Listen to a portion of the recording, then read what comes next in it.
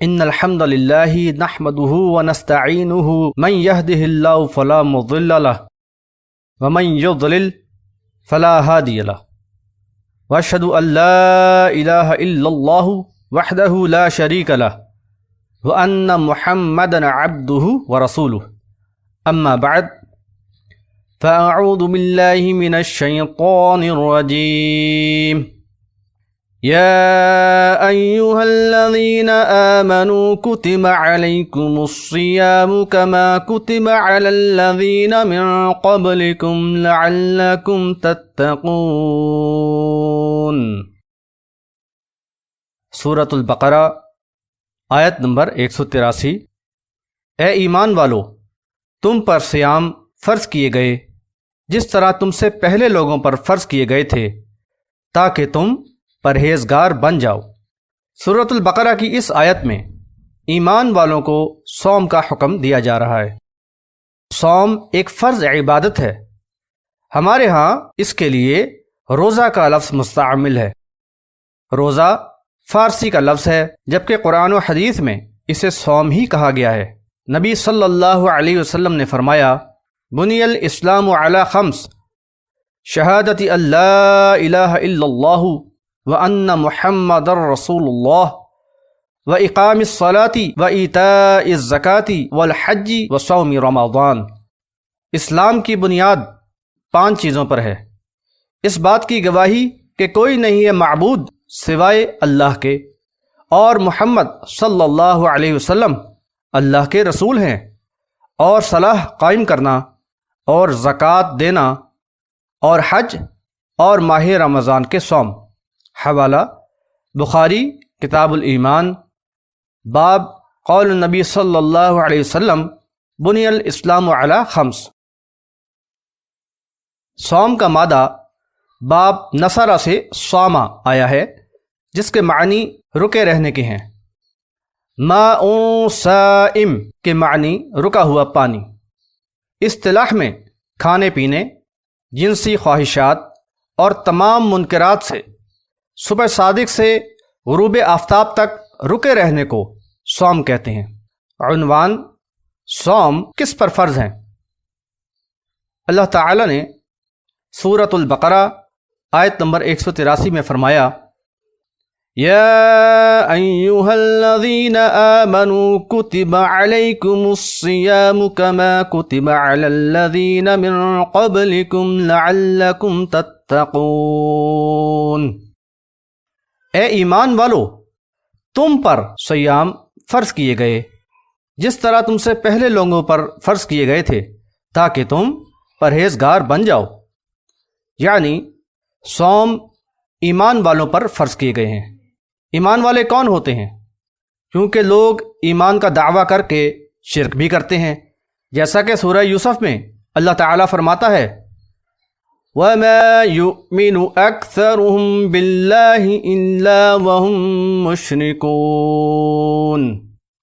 اور نہیں ایمان لاتے ان میں اکثر اللہ پر مگر اس طرح کہ وہ اس کے ساتھ دوسروں کو شریک ٹھہراتے ہیں۔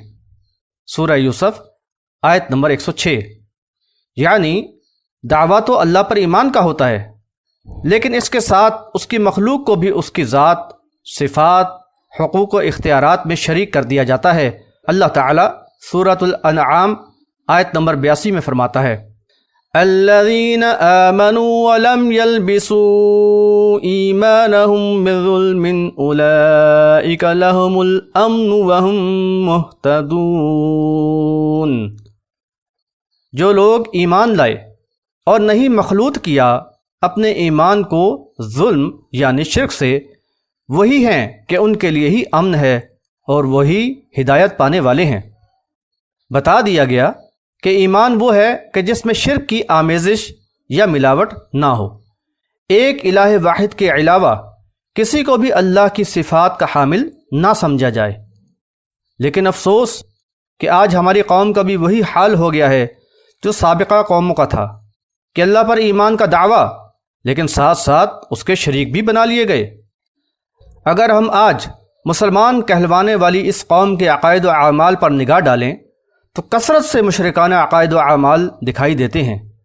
آج یہ کلمہ گو ایک طرف قل هو اللہ احد پڑھتا ہے کہ اے اللہ تو یکتا ہے، تیرا جیسا اس کائنات میں کوئی نہیں، لیکن جس طرح یہود و نصارہ نے اپنے اپنے انبیاء کو اللہ کی ذات سے منسوب کر دیا تھا کہ یہ اللہ کے بیٹے ہیں، اسی طرح آج اس قوم کا عقیدہ ہے کہ نبی صلی اللہ علیہ وسلم اللہ کی ذات کا ٹکڑا ہیں، یعنی عقیدہ نور من نور اللہ، گویا اللہ تعالیٰ اور رسول اللہ صلی اللہ علیہ وسلم کی ذات ایک ہی ہے، نعوذ باللہ من ذالک، یہ شرک فی الذات ہے۔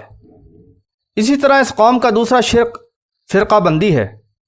سورۃ الروم آیت نمبر 31 اور 32 میں اللہ تعالیٰ نے فرقہ بندی اور گروہ بندی کو مشرکانہ عمل بتایا اور ایمان والوں کو حکم دیا کہ تم ان جیسا نہ ہو جانا۔